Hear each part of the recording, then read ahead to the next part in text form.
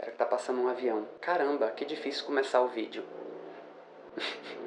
Se a gente fosse fazer um ranking dos assuntos que mais têm sido comentados na internet nos últimos tempos, o tema da cultura do cancelamento provavelmente ia ficar ali entre os primeiros lugares. Esse termo cancelamento começou a aparecer nas discussões na internet de uns tempos pra cá e tem sido cada vez mais debatido, cada vez de forma mais ampla, numa discussão que é principalmente sobre discursos violentos e atitudes discriminatórias contra minorias. Uma discussão que é muito importante, mas que muitas vezes acaba misturando um monte de coisas muito diferentes que nem sempre ajudam exatamente o debate a avançar. No vídeo de hoje, eu quero trazer algumas reflexões e algumas provocações que eu acho que podem ajudar a gente a caminhar melhor com essa discussão.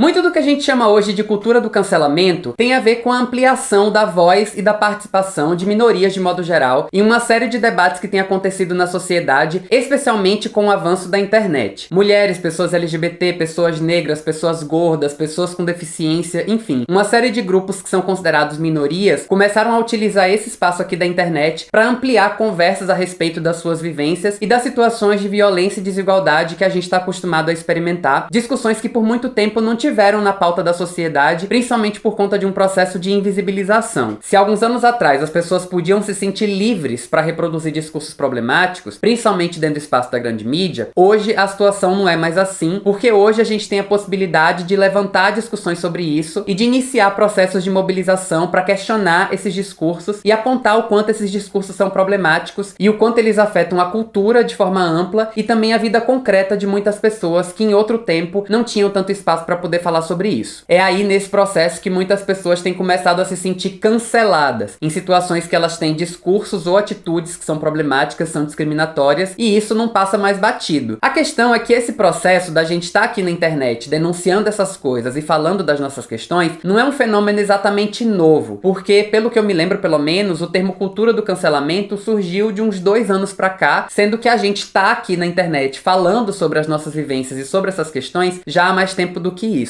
O que tem de novidade, então, nessa discussão que começou a ser chamada de cancelamento ou de cultura do cancelamento? Eu acho que dá pra localizar pelo menos 2 movimentos. Um primeiro atingindo pessoas anônimas e um segundo atingindo mais pessoas públicas, pessoas famosas. No primeiro caso, o que começou a acontecer de uns tempos pra cá? Digamos que uma pessoa comum, uma pessoa qualquer, postava no seu Facebook ou nos comentários da publicação de alguém algum tipo de discurso preconceituoso, violento, discurso de ódio, algum tipo de coisa nesse sentido. O que a galera começou a fazer como estratégia de denúncia foi printar esse tipo de mensagem e viralizar isso, questionando principalmente as empresas que empregam essas pessoas e fazendo isso de forma viral. Questionando, por exemplo, se a empresa X ou Y gostaria de ter uma pessoa machista, racista, fascista dentro do seu quadro de funcionários, tentando levar essa pessoa a ser demitida como uma forma de punição, meio que partindo do pressuposto de que as pessoas só aprendem quando a parada dói no bolso delas. A segunda situação, que tem sido mais recorrente nos últimos tempos, já tem atingido principalmente pessoas públicas, artistas, jornalistas, pessoas famosas de modo geral, e isso tem acontecido também com muitas marcas, com muitas empresas, que também têm sido alvo de movimento de boicote, mais ou menos a partir da mesma lógica de que as pessoas só vão aprender e entender quando a parada doer no bolso delas. E aí eu acho que tem uma virada importante, porque é principalmente quando esse tipo de movimento começou a atingir pessoas públicas, que esse debate a respeito da cultura do cancelamento também começou a se ampliar um pouco mais. Quando isso atingia principalmente pessoas anônimas, eu acho que até rolava já uma discussão sobre como essa estratégia podia ter um lado negativo. Mas essa discussão começa a se ampliar e a conversa sobre cultura do cancelamento começa a acontecer, principalmente quando pessoas públicas passam a ser atingidas por esse tipo de estratégia e passam a questionar essa estratégia também de forma um pouco mais pública. E eu acho que é muito a partir daí que esse caldeirão da cultura do cancelamento começa a ferver um pouco. De um lado, algumas pessoas defendendo ainda essas estratégias de boicote como uma estratégia efetiva de enfrentamento a casos de discriminação, e do outro lado, algumas pessoas dizendo que a cultura do cancelamento seria uma forma de silenciamento do debate, seria uma limitação da liberdade de expressão, da liberdade de opinião, e que seria uma forma de perseguir e condenar pessoas sem que elas tenham o direito de se defender, de mostrar o lado delas e serem escutadas no debate. É um debate que já foi parar em carta aberta de gente famosa, em capa de revista, e que continua fervilhando aí na internet o tempo todo, num debate que eu particularmente às vezes acho que se perde um pouco. De modo geral, eu acho que a conversa sobre cultura do cancelamento, ao mesmo tempo, mistura um monte de coisas que não deveriam ser misturadas e também deixa de fora um monte de outras coisas que não deveriam ser deixadas de fora nesse debate. E isso tanto do lado dos canceladores, quanto do lado dos cancelados também. E eu acho realmente que tem algumas questões que a gente podia pensar um pouco melhor. Lá do lado dos canceladores, para começar a conversa, eu confesso que eu até entendo o porquê da estratégia dos boicotes, e eu entendo que o boicote pode ter uma função, principalmente quando a gente está falando de boicote a empresas ou a marcas que reproduzem casos de violência e de discriminação. Mas ao mesmo tempo, eu também fico me perguntando o quanto essa estratégia é uma estratégia de fato efetiva, e mais ainda, o quanto ela não pode acabar se tornando problemática, principalmente quando a gente está falando de indivíduos específicos e principalmente quando a gente está falando de pessoas anônimas. E eu tenho essa preocupação por muitas razões. Primeiro, porque eu acho que existe na cultura da gente uma espécie de fetiche social pela punição, que é um fetiche que a gente muitas vezes reproduz. A gente realmente costuma fazer essa leitura de que a melhor forma de combater um caso específico de discriminação ou de violência é punir essa pessoa que foi responsável por essa discriminação ou por essa violência. Obviamente que eu não tô falando aqui que essas pessoas não deveriam ser responsabilizadas. A questão é que responsabilizar e punir não necessariamente significam a mesma coisa. E pelo mesmo caminho, a punição pela punição não necessariamente vai ensinar nada a essa pessoa, nem vai ajudar a reparar o problema em nenhuma dimensão. Muito raramente essa punição vai ter um efeito concreto na vida da pessoa que foi vítima dessa discriminação. Existem muitos outros caminhos para reparar o efeito na vida dessa pessoa. E de forma mais ampla, a punição pela punição também não tem nenhum impacto significativo na transformação das estruturas sociais como um todo. Punir uma pessoa que foi racista ou LGBTfóbica tem um efeito muito ínfimo diante do tamanho das estruturas racistas e LGBTfóbicas que a gente tem na sociedade da gente. Pode ter um efeito educativo, pode ajudar a gente a movimentar algumas discussões, mas a punição pela punição não é uma parada que realmente faz diferença quando a gente olha para a dimensão mais estrutural do problema. Para além disso, parem e pensem aí nas pessoas que vocês conseguem lembrar que foram canceladas nos últimos meses ou no último ano. Quantas dessas pessoas realmente tiveram a sua vida impactada de forma significativa por causa dos seus cancelamentos? Quantas delas realmente tiveram um rombo assim tão significativo nas suas contas bancárias? A gente até viu algumas pessoas que foram demitidas, que perderam contratos e tudo mais, mas passou um mês, 2 meses e essa galera tava suave de novo, levando a sua vida tranquilamente. Gente que sumiu por um tempo, renasceu das cinzas lotado de contrato, às vezes até com mais fama do que tinha antes. Jornalista que foi demitido de um canal de televisão, um mês, 2 meses depois estava sendo contratado por outro canal de televisão numa posição de destaque. Eu vi inclusive um outro caso que eu achei até meio surreal, de um outro jornalista que foi demitido do jornal onde trabalhava e uma semana depois estava abrindo vagas para um curso, e adivinha qual era o tema do curso? Cultura do cancelamento.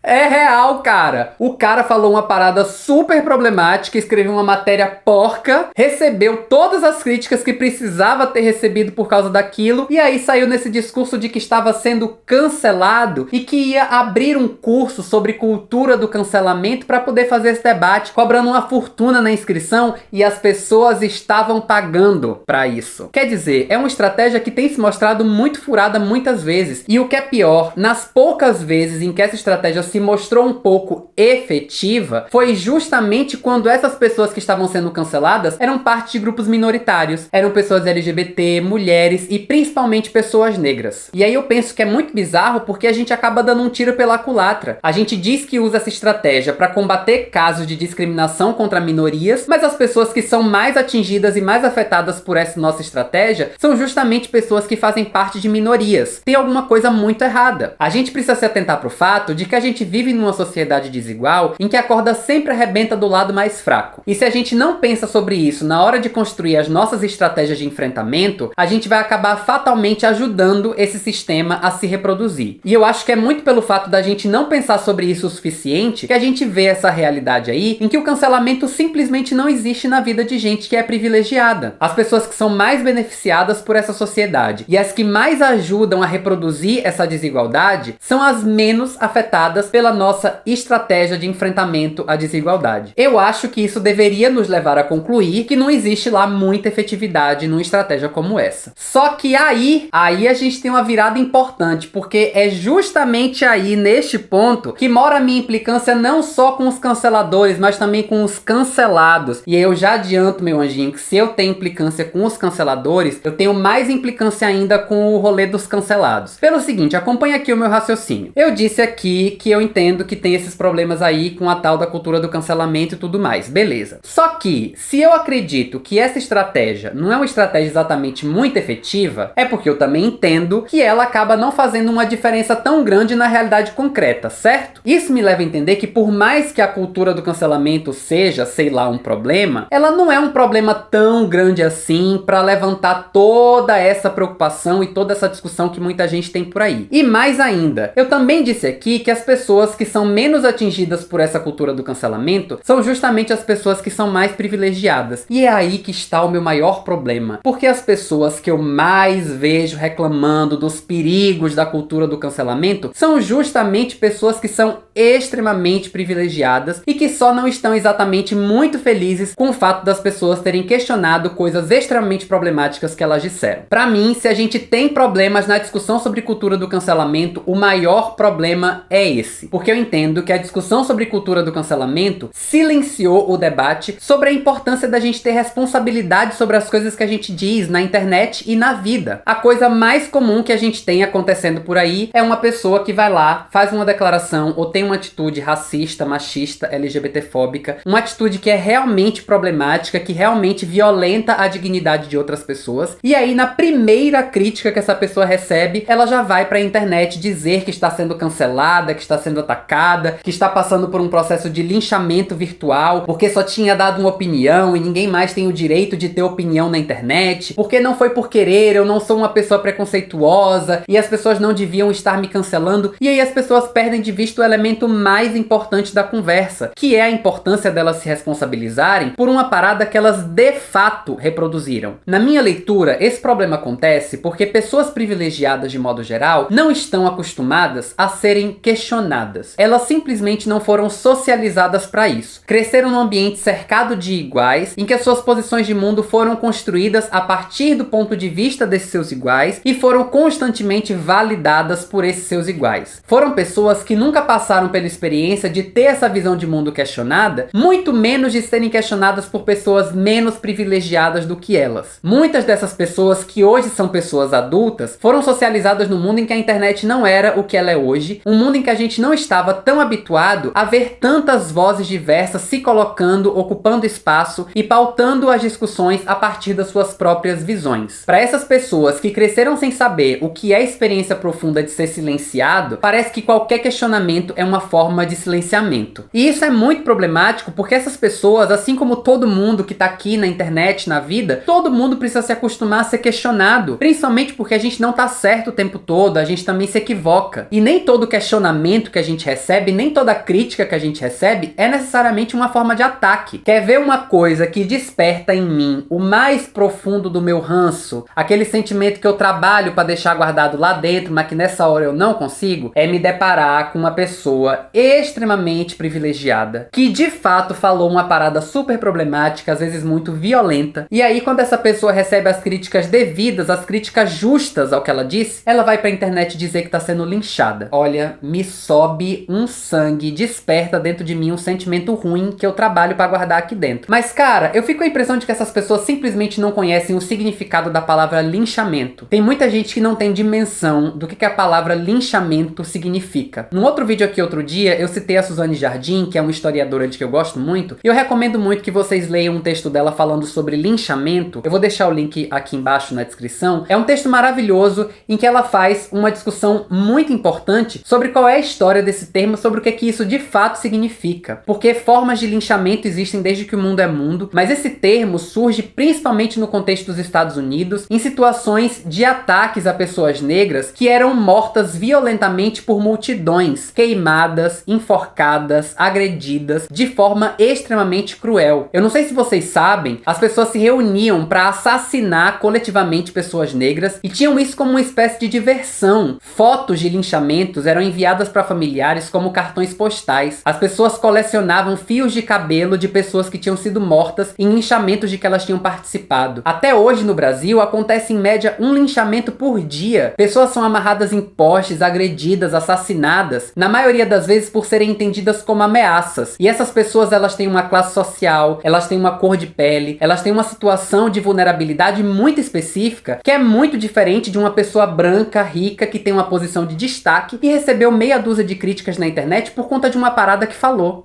Eu tô muito bolado nesse vídeo hoje, né?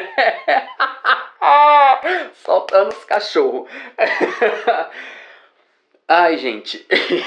E é importante dizer que com isso eu não quero dizer que linchamentos virtuais não existem. Mas os linchamentos virtuais, assim como os linchamentos que se dão na vida concreta, eles também têm alvos muito específicos e acontecem de forma muito violenta. Todos os dias a gente vê na internet mulheres, pessoas negras, pessoas trans, que são vítimas de ataques violentos, extremamente orquestrados, por grupos fascistas que estão ocupando esse espaço na internet aí o tempo todo, e estão atacando essas pessoas só pra se divertir, sem razão nenhuma. É muito diferente das críticas que uma pessoa recebe por conta de coisas realmente problemáticas e violentas que elas ajudaram a reproduzir por aí. É muito problemático que a gente trate essas críticas como se elas fossem uma forma de ataque ou de linchamento, inclusive porque a gente faz aí uma inversão que impede a gente de lidar com problemas muito concretos. A gente realmente tem aí todo dia pessoas que de fato estão sendo linchadas e atacadas na internet, e aí a gente ri e banaliza essas situações dizendo que as pessoas estão sendo canceladas. Do outro lado, a gente tem pessoas que reproduziram discursos ou comportamentos violentos que estão sendo criticadas por isso e que não se responsabilizam por isso porque acham que estão sendo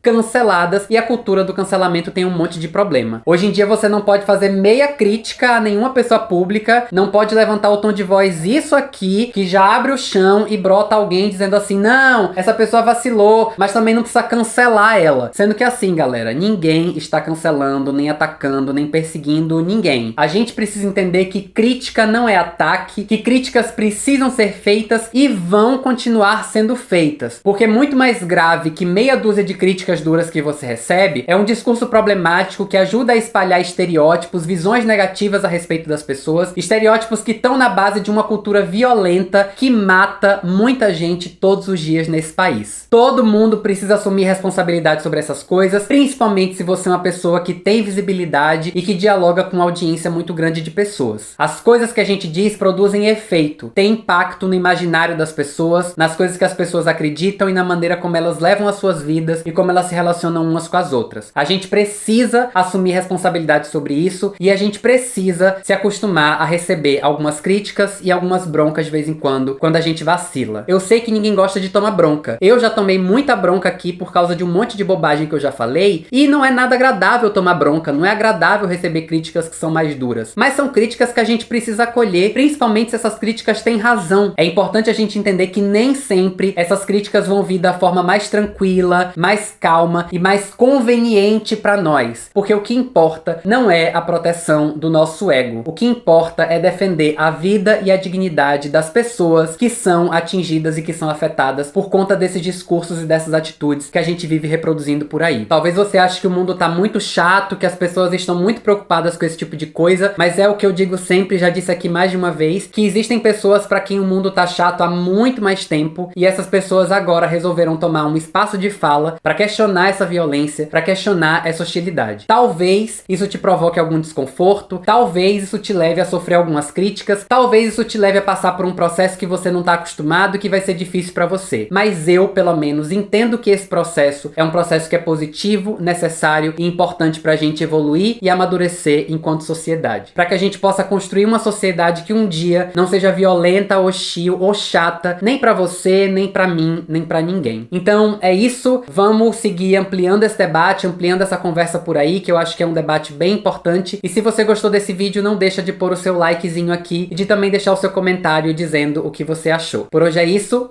Um beijo gigante pra todo mundo e a gente se vê no próximo vídeo aqui no Muro Pequeno. Até lá, tchau, tchau.